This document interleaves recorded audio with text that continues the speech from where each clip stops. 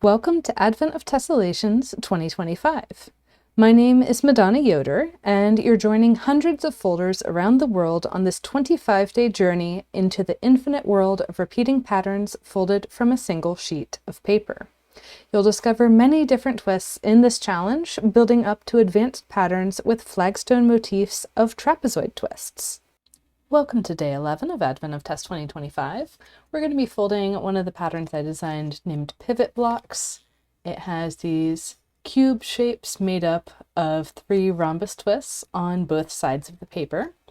And we're folding this on a 24 division triangle grid on a hexagon.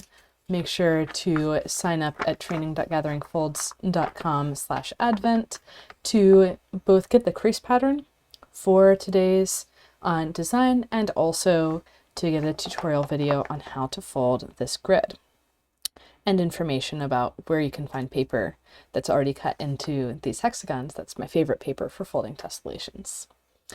So let's start by finding the center of the paper. I'm going to look from the corners and follow those grid lines in, finding the exact center. And then I'll zoom in here so you can see exactly what I'm doing. And we're going to start with a rhombus twist. And the pleats for this rhombus twist are going to lay 2 spaces from the center of the grid. So my mountain fold here is 2 spaces away from the center. This will be the through line of the rhombus. And my valley fold up here will also be 2 spaces away.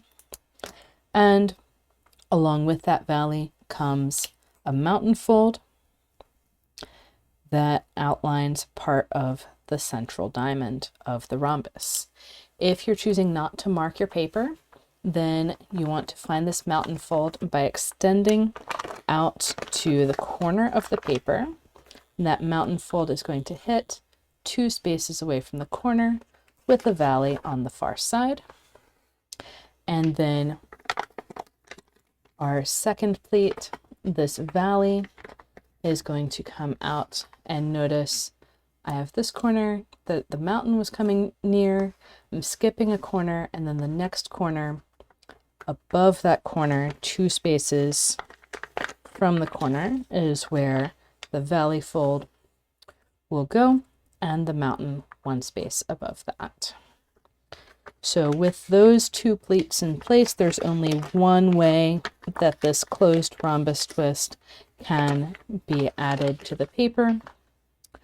I've got my through line coming from the pleat with the mountain closest to the center and my 2 diagonal pleats, and I can go ahead and press to squash.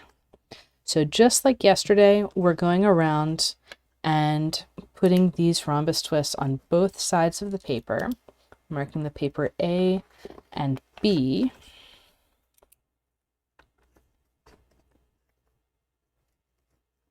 I can also hold the paper up to some light to see where the center is on this side. And I'm going to rotate my paper so that that slit is up at the top. I want to have this horizontal pleat going out to the right.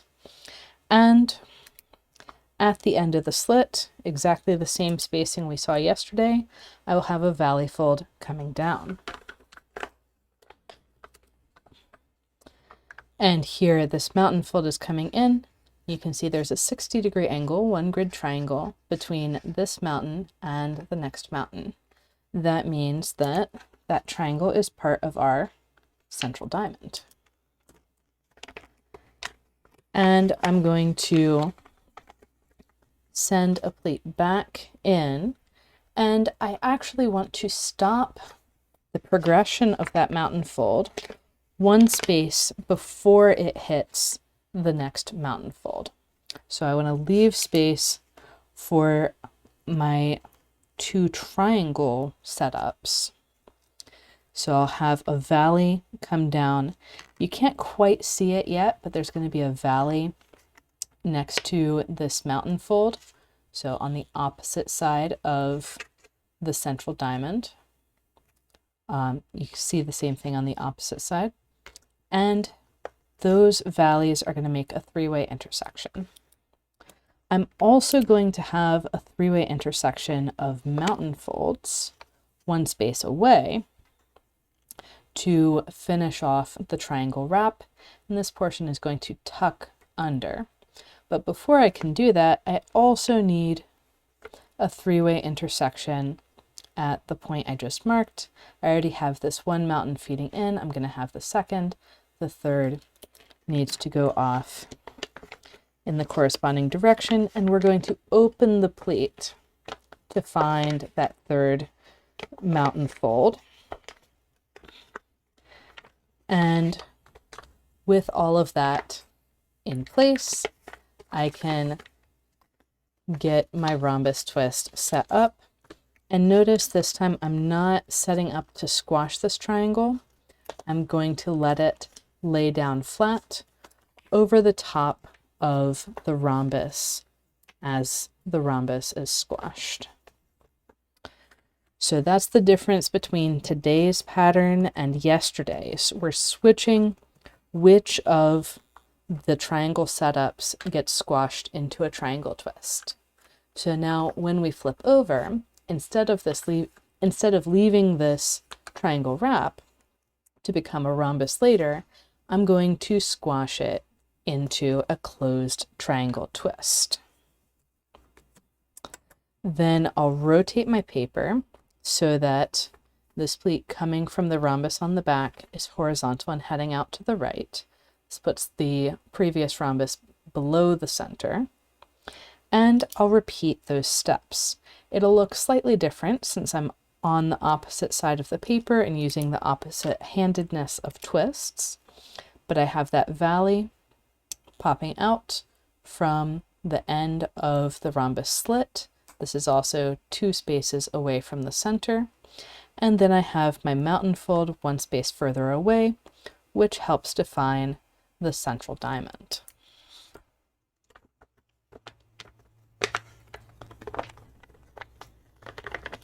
While I'm setting up my rhombus twist, I want to also put in those 2 triangle setups.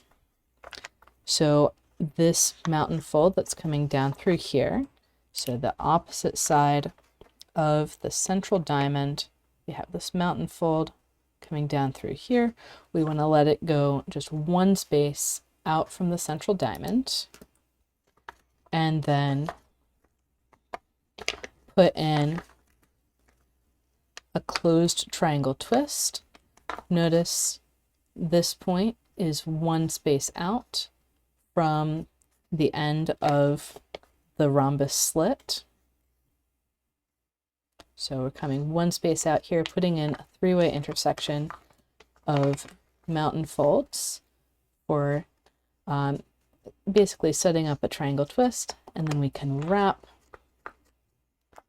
where that pleat gets sent out over the pleat from the rhombus.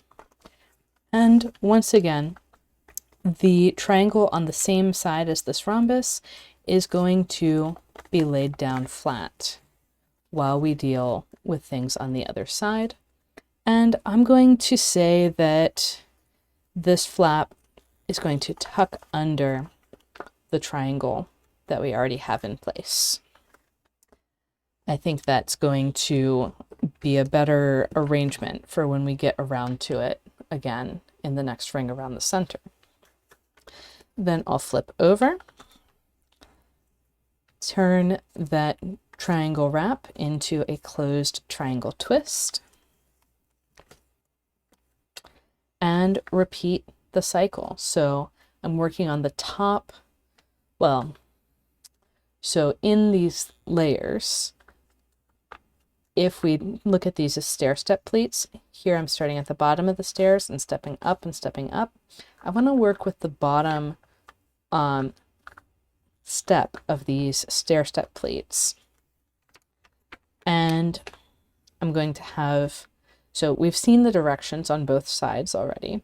I'm going to do this next set on the B side and the A side without drawing on the paper, because you can reverse back and see the other set, and the only difference is that there's an extra pleat in the way.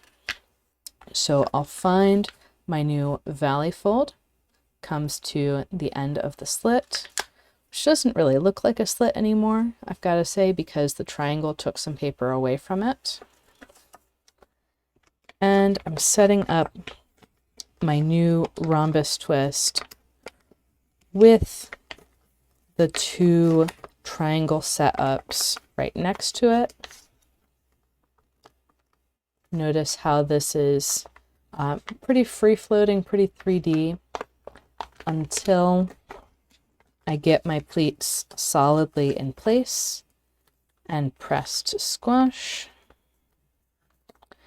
And I can, at this point, tuck the pleat from the new three-way intersection under the existing triangle twist.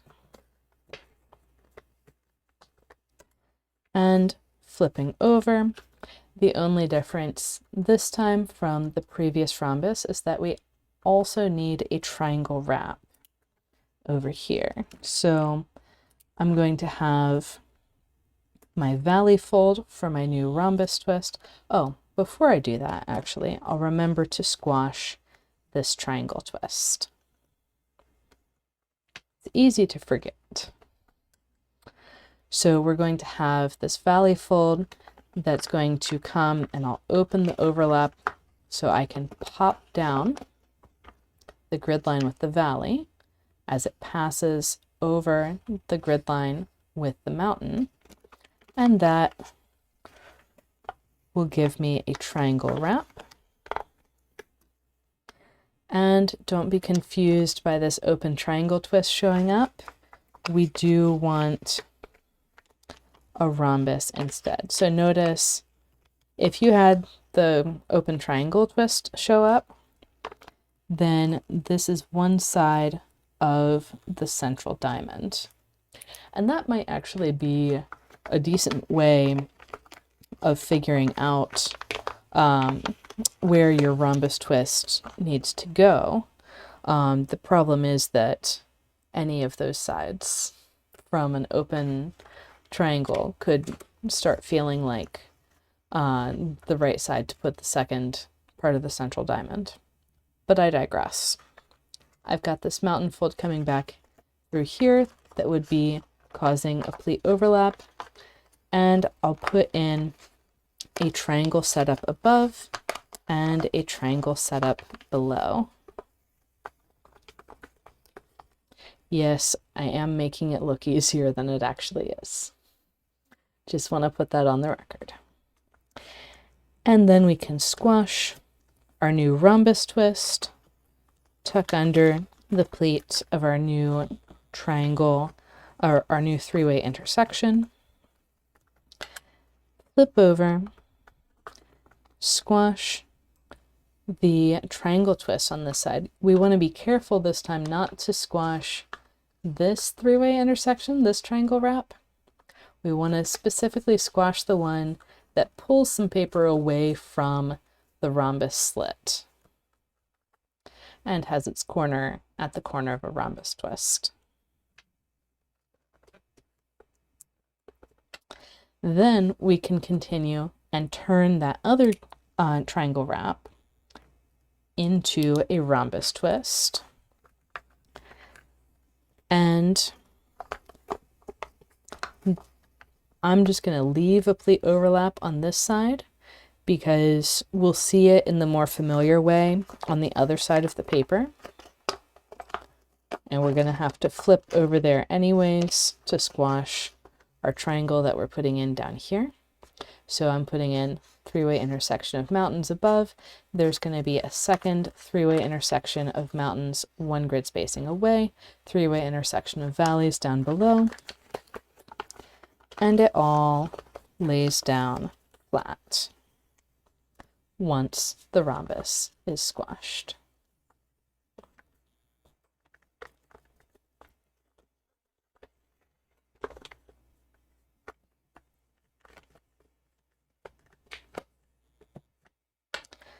And flipping the paper over, I have my three-way intersection that I'm going to squash into a closed triangle twist. Now I have this pleat overlap that we had seen from the other side, and I'll open it up. And actually, let me mark something before I do, because this point where the two mountain folds are coming together is one of our three-way intersections of mountain folds. It's not these two mountain folds because there's only one grid triangle between them. We need two grid triangles between for our three-way intersections. And then we're going to have our valley run out through here. We can restore the valley in there and have that be a three-way intersection. We can have our three-way intersection of mountain folds matching the valley folds for a triangle wrap. And then we already marked our third position where there's a three-way intersection of mountain folds. And with all that in place, we can lay everything down flat. And tuck the pleat and flip over to side B, where I'm going to squash the triangle wrap that's not layered on top of another rhombus. That's taking paper away from a rhombus slit and has its corner actually at two rhombus twists. So these are all cues that you can use as you're folding. From here, I want to fold my next rhombus twists, and I'm going to start actually with this pair of parallel pleats, one grid spacing apart. The bottom pleat's coming from a triangle wrap, but that's not an obstacle. I want to put in a closed rhombus twist on here. Specifically, I want the valley fold to come from the closed triangle hole, and my central diamond will be right here with the through line between those two triangles. And in order to set that up, I'll need to open this bottom pleat. I want to keep the triangle wrap. I'll pop down the valley and put in another triangle wrap. So notice I have my three-way intersection of valleys in there. I'm doing another three-way intersection of valleys here and another three-way intersection of mountains. To get that in place, and then I will continue my through line out to the edge of the paper with the valley fold on opposite sides of the through line, on opposite sides of the twist. With that set up, I can go ahead and press to squash. So if you remember last time, we did not fold a full rhombus in the first twist in the second ring around the center, because that actually would have caused more problems than it solved. We did a three-way intersection instead. Today, we have an extremely similar pattern. The tiling actually is just mirrored. And we were able to add in our new rhombus while keeping this edge, this boundary in the tiling space straight, meaning that all of my pleats in this direction are headed off in the same direction. So I'll have three parallel pleats in here because I added this rhombus to what was already folded in the first ring around the center. And then that is saying, okay, I have 1, 2, 3 pleats feeding into this rhombus is going to be very easy to set up. That's why there were two triangle wraps. There's the triangle wrap from these two pleats, and then a second triangle wrap from these two. Whenever I'm looking at these tiles, I'm thinking, oh, the pleats come out of the tile perpendicular to the edge. It doesn't exactly lay over the crease pattern, but it's more powerful because it doesn't have to. And then the symmetry points tell you how to repeat the broader pattern. And that's a big theory lesson for a tutorial video. So we'll get on with the tutorial now. So I have that place where I have the two triangle wraps right next to each other. I'm going to grab that and flip to the other side. And here, all I have to do is take this mountain fold, shift it one grid spacing up. So I'm putting a finger underneath and pinching the grid spacing, the grid line one space up.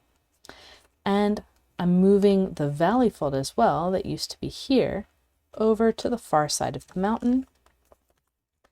And boom, there's my rhombus twist.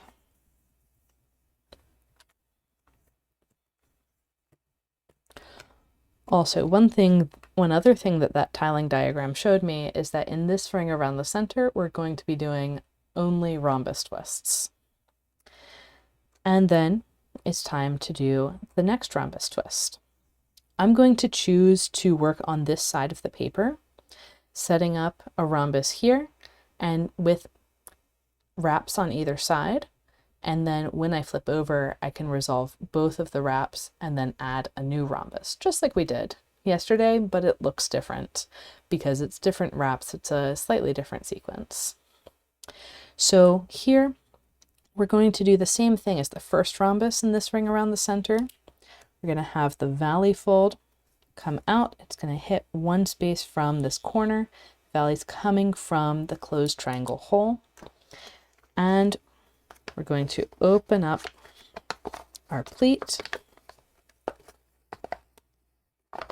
to put in a triangle wrap. Now that was a little fast, but I'm letting this valley come one space further down. Here, it's like I'm outlining half of a closed hexagon edge. And then I can close that pleat back on top. Then I'm going to extend the through line. So I'm lifting this mountain fold, and I want to lift it just enough that I can see where all of the pleats of this new twist are going. And so I don't interrupt this pleat coming from the previous rhombus twist. Then I'm going to do a compound wrap where one space out from the corner of the previous rhombus, I'm going to split that mountain fold into a three-way intersection. And then in the direction that goes down around this pleat, I'm going to go one space and make another three-way intersection of mountain folds. And there will be corresponding three-way intersections of valley folds one space away. And press to squash. And just so you know, this pattern is a real test of how precise your grid is. There's not much room for error here. If one grid spacing is slightly wider or slightly narrower than the one next to it, you're going to have more problems with your grid lines smearing. And that's one of the things that's a problem if you use particularly thin paper or particularly thick paper too. We want a good mid-weight paper like Skytone, which is what I'm using, in order to have the grid stay crisp and keep the grid lines in place when we're doing these complicated transformations. So here we've completed our first cube, our first set of, if I orient it this way, then it really screams cube. Our our first set of 3 rhombus twists together, and we have 2 wraps to follow up on. So I'm going to flip to the other side. I'll deal with the compound wrap first. It's kind of arbitrary, they don't interact with each other. And taking that point down in the middle of the compound wrap, pushing it up, setting up my closed rhombus twist using those mountain folds that were already there, but making sure the valleys are on the correct sides. And then I have my 2 triangle wraps where I'm going to take this long plate, move the mountain over 1 space, and put the valley on the far side. And boom, there's my rhombus twist.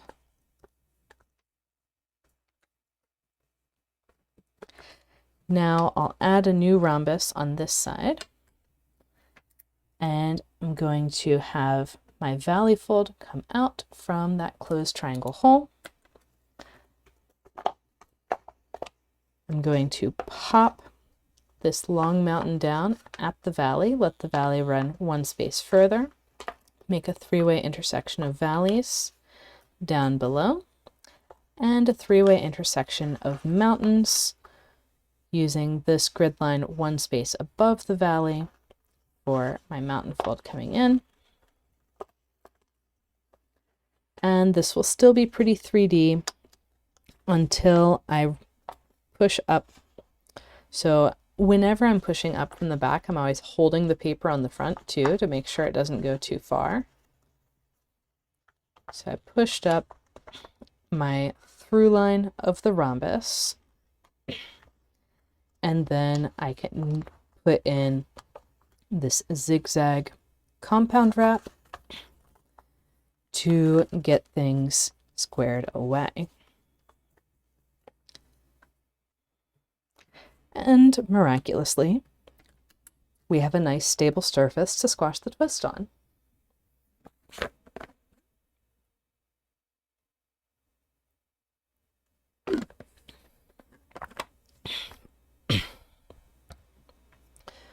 From here, I'm going to start moving a bit faster because we have seen these steps on both sides of the paper.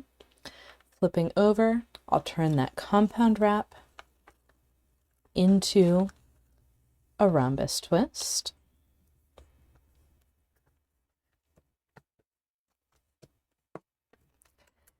And then I'll take these 2 3-way intersections, take the long free pleat, push that mountain 1 space over, and put the valley on the far side, turning it into a closed rhombus twist. Next up, I'm going to put in my rhombus to complete this cluster.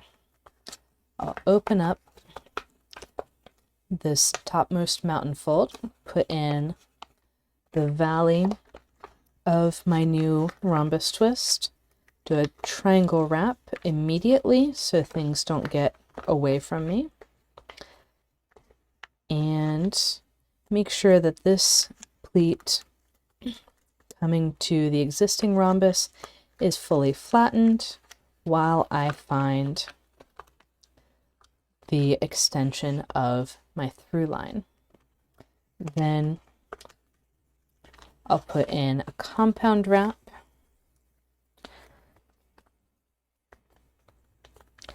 and press to squash the rhombus. And again, we have seen these steps on this side of the paper before, and when we saw them, I talked through all the minute details and drew on the paper, so you are encouraged to go back in the video to that point if you need some extra help with these steps. And flipping over, I'll pop the sunken point of the compound wrap, turn that into a closed rhombus twist.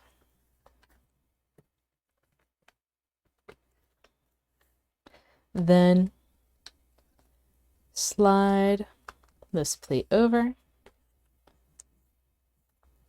to make the second rhombus from our wraps and repeat the process again. So putting in, and I can go ahead and lift this through line before I've locked in the triangle wrap. It's actually a little bit easier that way. And then the compound wrap can go in place much more quickly. And press to squash. Then flip and open the compound wrap. Set up the pleats of the rhombus and press to squash. And shift the mountain, just like going from a triangle wrap to an open triangle twist, but this time we're going from 2 triangle wraps to a closed rhombus twist. And this time I'm going to do the same steps on this side, but there's going to be another pleat that my folds are going to cross. So I'm setting up my triangle wrap. It has a pleat overlap now. I'm going to continue the through line. That's going to allow the triangle wrap to really snap in. And then to get this part flat, I need a compound wrap.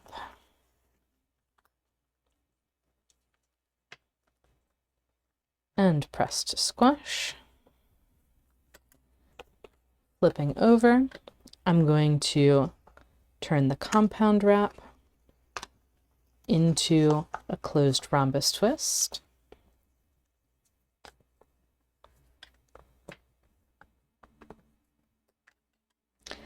And here I do need to shift my pleat over to make that closed rhombus, but with this pleat overlap, I also want to run the valley through in a zigzag to make a compound wrap.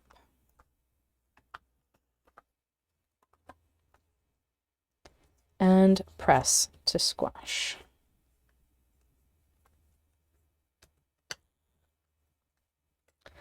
Flipping over, we have one final rhombus twist on this side, and that compound wrap is going to turn into a closed rhombus twist.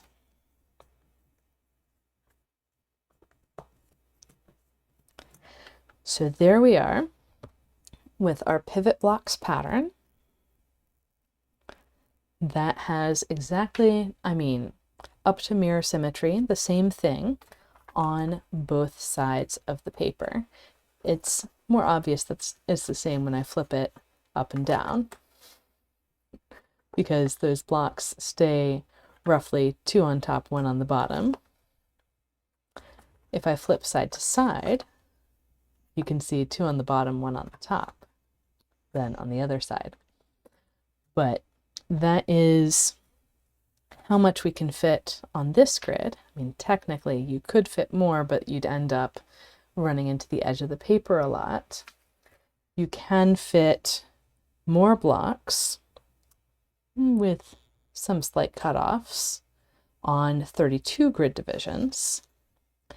And as always, you can repeat this pattern in multiple ways. So here we have the familiar blocks, but they have another rhombus right next to them. What's up with that? So this is a pattern named juggling clubs. It's also the same on both sides.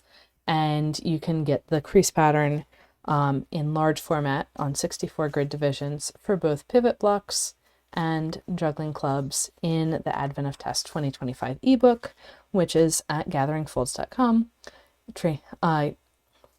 origamiusa.org, and origami-shop.com. So 3 excellent ways to get yourself more crease patterns, and it comes with the same crease pattern and tiling diagram that I showed earlier. That's in the free download when you're signed up for email reminders at training.gatheringfolds.com/advent. So happy folding, everyone. And tomorrow we'll do something with the same rhombus center as the last 2 days, but then a lot more triangles before you get back to rhombus twists. This is a pattern I named crystallization. So happy folding, and see you then.